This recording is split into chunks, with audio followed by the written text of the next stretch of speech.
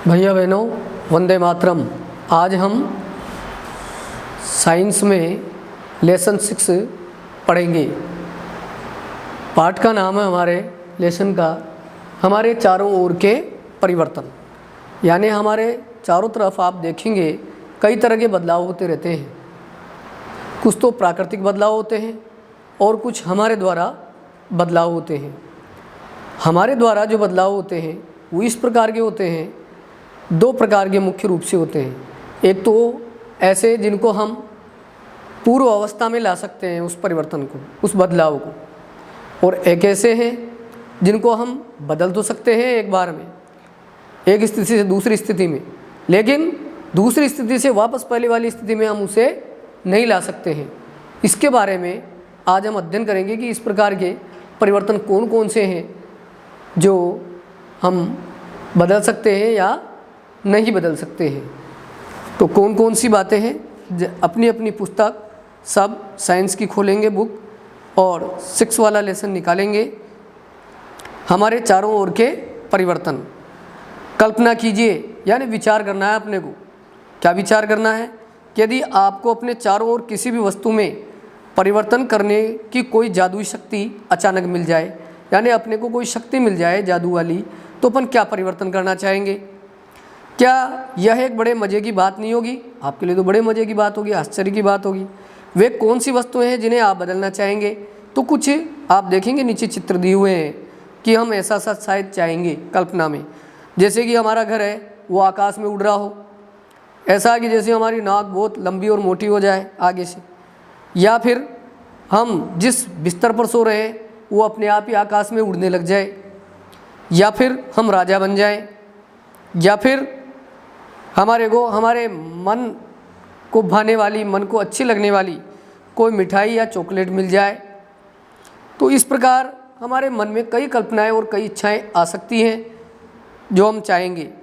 वास्तव में हमारे पास कोई जादू शक्ति नहीं है, लेकिन फिर भी हम कई परिवर्तन कर सकते हैं हमारे पास में शक्ति नहीं होते हुए भी। फिर भी हम अपने चारों ओर की कुछ वस्तुओं को बदल सकते हैं जादुई शक्ति नहीं होते हुए भी। कौन कौन से परिवर्तन कर सकते हैं हम बदलाव? शायद बहुत सी वस्तुएं। क्या आप कुछ ऐसी वस्तुओं को की सूची बना सकते हैं जिन्हें आप बिना किसी जादू का प्रयोग किए बदल सकते हैं? बिना जादू के हम ऐसी वस्तुएं कौन कौन सी जिनको बदल सकते हैं? तो उनके कुछ उदाहरण आप देखेंगे आगे। हमारे चारों ओर बहुत से परिवर्तन अपने आप होते रहते हैं। कौन कौन से परिवर्तन होते हैं? खेतों में फसलें समय अनुसार बदलती रहती है। समय समय के अनुसार जो फसलें हैं वो हम बदलते रहते हैं। जैसे गर्मी के दिनों में जुलाई में कुछ हमने और फसल बोई थी, अब सर्दी में हम कुछ और फसल बोने लग गए, रबी की फसल, खरीफ की फसल। तो इस प्रकार हम बदल बदल करके फसलें बोते हैं, और जो बोते हैं उन फसलों में भी आप देखेंगे जो बीज हैं वो कुछ समय बाद अंकुरित होते हैं, फिर उसके बाद में उनमें से पत्तियाँ निकलती है और फिर वो बड़े होते हैं, और उनमें भी तरह तरह के बदलाव आते रहते हैं। जैसे खेतों में फसलें समय अनुसार बदलती रहती है, समय समय के अनुसार, और पत्तियां रंग बदलती है, कभी हरी, शुरू में सफ़ेद, फिर हरी, फिर उसके बाद में लाल भी बन जाती है कोई कोई पत्तियां, कोई पीली हो जाती है सूख करके। लेकिन हम नहीं बदल रहे हैं उन्हें, अपने आप प्रकृति द्वारा बदली जा रही है, और सूख कर पेड़ों से गिर जाती हैं पीली हो करके। फूल खिलते हैं और फिर मुरझा जाते हैं। ये परिवर्तन अपने आप हो रहे हैं, बदलाव हो रहे हैं। क्या कोई परिवर्तन आपके शरीर में भी होते हैं? होते ही हैं अपने शरीर में, कि आप पहले छोटे बच्चे थे, फिर धीरे धीरे बड़े हो रहे हैं। आपके जो पहले शर्ट, पैंट, जूते आया करते थे पहनने में, वो अब नहीं आते हैं कुछ समय, कुछ महीनों के या वर्षों के बाद। तो इसका मतलब आपके शरीर में बदलाव आ रहा है। आपके नाखून हैं वो भी आप काटते हैं महीने में, 2 महीने में, लेकिन आप देखते हैं कि फिर वो बढ़ जाते हैं। तो ये भी फिर परिवर्तन अपने आप हो रहा है। अपने सिर के बाल हैं वो बड़े हो जाते हैं, हम कटिंग करवाते हैं, फिर कुछ महीनों के बाद फिर बढ़ जाते हैं। तो ये बदलाव होते रहते हैं हमारे शरीर में भी। आपके बाल बढ़ते हैं तथा आप बढ़कर लंबे हो जाते हैं, और आपकी लंबाई भी बढ़ती जाती है। और आप कहते हैं कि हमारे जो कपड़े हैं वो छोटे हो गए हैं, जबकि कपड़े थोड़ी छोटे हुए हैं, हम बड़े हो गए हैं। इसलिए कपड़े तो उतने ही हैं, लेकिन वो हमें अब लगते हैं कि वो छोटे हो गए हैं। इसका कारण है कि हमारा शरीर बदल गया है, हम बड़े हो गए हैं, हमारे शरीर में वृद्धि हो गई लंबाई में, चौड़ाई में। इन सबके बढ़ने के साथ आपका वजन भी बढ़ जाता है। जो जो आप बढ़ते हैं आपका जो वजन है, भार है, वो भी बढ़ता है। क्या आपको पहले भी महसूस हुआ है कि आपके चारों ओर हर समय बहुत से परिवर्तन होते रहते हैं? और भी कई परिवर्तन होते रहते हैं। जैसे अंधेरा होता है, फिर उजाला हो जाता है सूर्य के उदय होने पर, फिर शाम होती है, फिर अंधेरा होता है, फिर रात हो जाती है, अंधेरा हो जाता है। और इस प्रकार परिवर्तन कई प्रकार के हमारे चारों ओर होते रहते हैं, घर में भी बाहर भी। क्या कुछ परिवर्तनों को साथ साथ समूह में रख सकते हैं? यानी हम उनके भी समूह जैसे पहले बनाए थे अपन ने वस्तुओं के समूह बनाना, तो ऐसे कुछ परिवर्तनों के भी हम समूह बना सकते हैं। जैसे मैंने आपको पाठ के शुरू में बताया कि हम 2 प्रकार के समूह बना सकते हैं। एक तो वे परिवर्तन जिनको हम पहले की पूर्व बदल करके और वापस पहले वाली अवस्था में, पूर्व अवस्था में ला सकते हैं। और कुछ ऐसे परिवर्तन कि एक बार बदल देने के बाद वो पहले वाली अवस्था में नहीं आ सकते हैं। इस प्रकार उनके हम समूह बना सकते हैं। हम विभिन्न प्रकार के परिवर्तनों को समूह में कैसे रख सकते हैं? जैसा मैंने अभी आपको बताया, इनमें यदि कोई समानता मिलेगी तो वह एक समूह में रहेंगे, और अगर समानता नहीं है तो उन्हें अलग समूह में रखेंगे। 6.1 पहले यह है कि क्या सभी परिवर्तन सदैव उत्क्रमित किए जा सकते हैं? उत्क्रमित का मतलब जैसे मैंने बताया कि पूर्व वाली अवस्था में हम बदलने के बाद उसको ला सकते हैं। जैसे हमने कागज़ लिया और उस कागज़ को आप खेल खेल में उसका हवाई जहाज़ बना लेते हैं, एरोप्लेन, और उसको उड़ाते हैं, आनंद लेते हैं। लेकिन फिर आप चाहते हैं तो उसको सिलवट उसके निकाल के जो आपने मोड़ा था, जहाँ जहाँ से फोल्ड किया था, उसको वापस सीधा करके और पहले वाला ही कागज़ प्राप्त कर सकते हैं।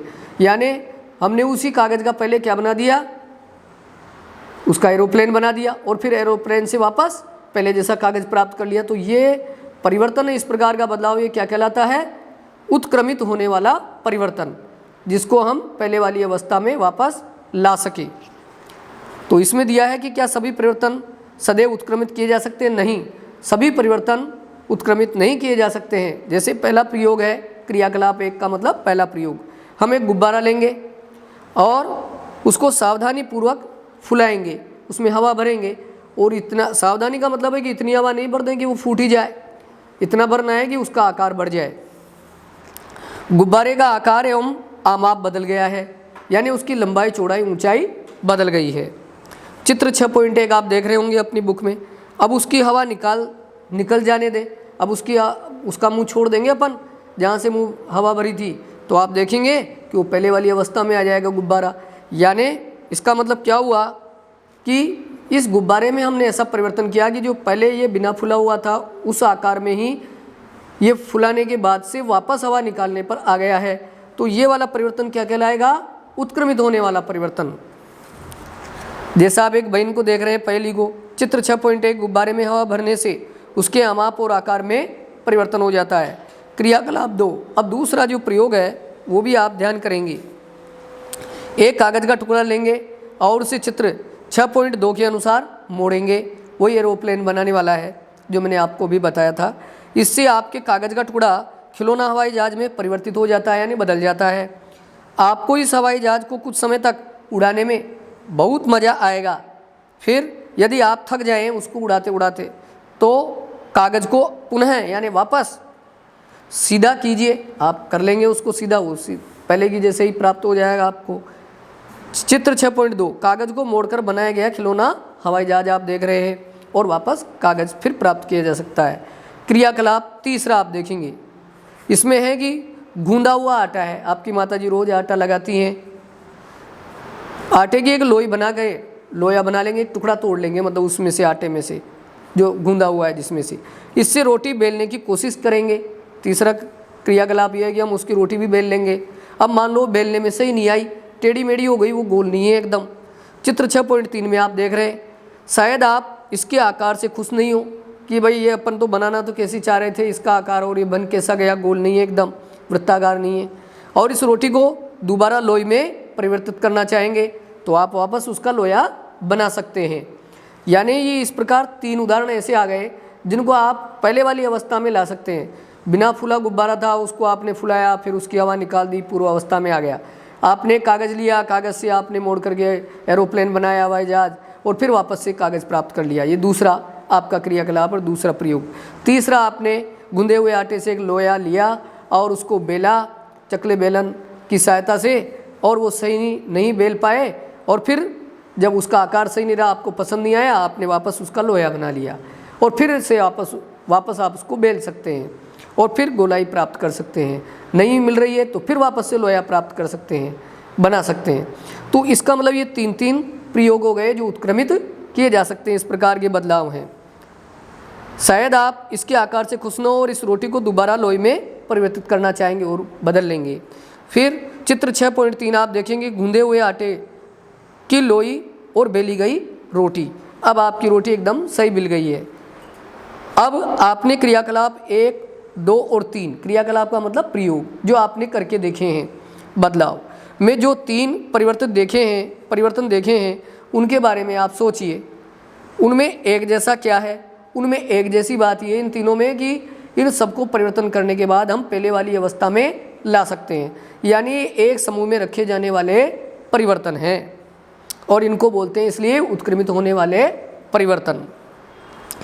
क्या ये संभव है कि गुब्बारा अपने पूर्व आकार और आमाप में वापस आ जाए? आ जाएगा, संभव है। क्या कागज का आमाप पहले और हवाई जहाज बनाने के बाद समान है? समान है। क्या गूंदे हुए आटे से पुनः लोई बनाना संभव है? संभव है। आपने क्या निष्कर्ष निकाला? क्या इन तीनों क्रियाकलापों में संभव है कि जिस पदार्थ से ये क्रियाकलाप प्रारंभ किया गया था, यानी जिस पदार्थ से हमने इसको शुरू किया था प्रयोग को, उस पदार्थ को वापस पाया जा सकता है? हाँ, पाया जा सकता है। यदि हाँ, तो इसका मतलब है कि जो परिवर्तन इन क्रियाकलापों में हो रहे हैं उन्हें पुनः पूर्व स्थिति में लाया जा सकता है। इनको आप अंडरलाइन कर लें, पेंसिल से रेखांकित कर लें। कहाँ से? यहाँ से। इसका मतलब है कि इसके बाद जो लिख रहा है, जो परिवर्तन इन क्रियाकलापों में हो रहे हैं उन्हें पुनः यानी वापस पूर्व यानी पहले वाली स्थिति में लाया जा सकता है। ऐसे परिवर्तन क्या कहलाते हैं? उत्क्रमित होने वाले परिवर्तन। आइए इन्हीं क्रियाकलापों को कुछ अलग ढंग से भी करते हैं। ढंग माने तरीका। अब दूसरा तरीका लेते हैं, हम दूसरे प्रकार से प्रयोग करते हैं इन्हीं चीज़ों को। क्रियाकलाप 4, उसी गुब्बारे को अपन लेंगे पहले वाले को, और जिसका क्रियाकलाप 1 में उपयोग किया था हमने, उसको पूरे आमाप में फुलाएंगे, यानी पूरे आकार में उसको फुला लेंगे। अब उसके पूरे आमाप में फुलाएंगे तथा उसके मुख को पतले धागे से बांध देंगे जिससे हवा नहीं निकले। गुब्बारे में अपनी नुकीली पेंसिल से छेद करेंगे। ओहो, गुब्बारा फट गया। अब गुब्बारे को अपन फिर से फुलाना चाहें तो क्या फूलेगा? नहीं। यानी अब ऐसा परिवर्तन हो गया है कि हम गुब्बारे को पहले वाली अवस्था में नहीं ला सकते हैं और फुला भी नहीं सकते हैं। तो इस प्रकार का जो परिवर्तन है क्रियाकलाप 4 वाला, ये हुआ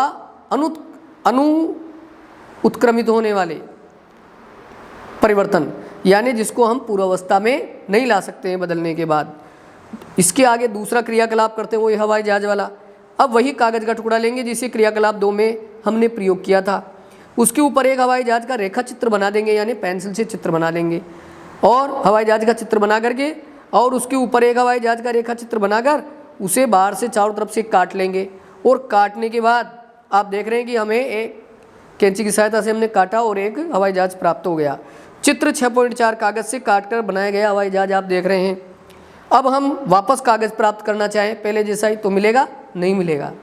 पहले वाला कागज़ हमको प्राप्त नहीं होगा, वो का वही आकार। तो इसका मतलब ये भी परिवर्तन उत्क्रमित नहीं है, अनुत्क्रमित है। क्रियाकलाप 6। अब हम क्या करेंगे? जो हमने लोया से रोटी बेली थी, बनाई थी, अब उस रोटी को हमने क्या किया कि पका लिया, उसको सेक लिया हमने। सेकने के बाद हम वापस उससे लोया प्राप्त करना चाहें तो क्या हो पाएगा? नहीं। यानी ये भी ऐसा परिवर्तन हो गया जिसको हम बदल नहीं सकते, पूर्वावस्था में नहीं ला सकते। गूंदे हुए आटे की लोई से रोटी बेलकर उसे तवे पर सेकिए, सेक देंगे हम। 6.5 में आप देख रहे हैं एक रोटी तवे पर है। यदि आपसे वही 3 प्रश्न पूछे जाएं पहले वाले ही, जिनके उत्तर आपने क्रियाकलाप 3 करने के बाद दिए हैं, तो इस बार उनके उत्तर क्या होंगे? यही होंगे कि अब हम उनको नहीं बदल सकते पूर्वावस्था में। हम देखते हैं कि जो परिवर्तन क्रियाकलाप 4, 5 व 6 में हुए हैं उनको वापस नहीं किया जा सकता है। आप पेंसिल और रबड़ का उपयोग करते हैं, इनके बार बार उपयोग करने से इनके आकार व माप में परिवर्तन हो जाता है, ये भी घिस जाते हैं, छोटे हो जाते हैं। क्या इस परिवर्तन को उलट सकते हैं, यानी पहले वाली स्थिति में रबर और पेंसिल को ला सकते हैं? नहीं ला सकते हैं। आपने कुम्हार को अपने चाक पर, जो गोल पहिया होता है उसको चाक बोलते हैं, जिस पर मिट्टी रख के पहिए को घुमा के और बर्तन बनाया जाता है। आपने कुम्हार को अपने चाक पर काम करते जरूर देखा होगा, वह मिट्टी के ढेर को बर्तनों में बदल देता है। क्या यह परिवर्तन उत्क्रमित किया जा सकता है? नहीं। अभी तो कर सकते हैं अपन, क्योंकि जो कच्चा बर्तन है उसको वापस तोड़कर मिट्टी बनाई जा सकती है। वह अब मिट्टी के बर्तन को भट्टी में भी सेकता है पकाने के लिए, उसको मजबूती देने के लिए। क्या अब इस परिवर्तन को उत्क्रमित किया जा सकता? अब नहीं कर सकते, क्योंकि अब बर्तन पक गया है, अब इसको बदल नहीं सकते। सारणी 6.1 में कुछ सामान्य परिवर्तन दिए गए हैं।